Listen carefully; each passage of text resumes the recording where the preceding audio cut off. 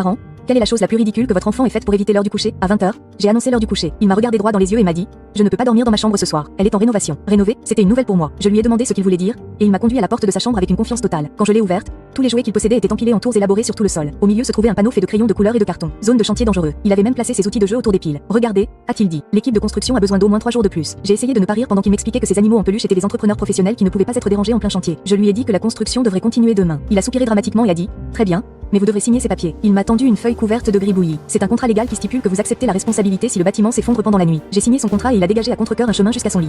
Le lendemain matin, je l'ai trouvé endormi par terre, entouré de jouets. Quand je lui ai demandé pourquoi il n'était pas au lit, il m'a montré un autre écriteau au crayon sur son oreiller. Fermé pour réparation. Le plus impressionnant, c'est qu'il avait réglé son réveil à 5h30 pour se lever et faire l'écriteau avant que je ne me réveille. Je ne pouvais même pas être en colère. Son engagement était trop impressionnant. Maintenant, chaque fois qu'il ne veut pas faire quelque chose, il déclare simplement que cette zone est en rénovation. Ces légumes. Désolé, cette partie de mon assiette est en rénovation. L'heure du bain. La baignoire est en travaux.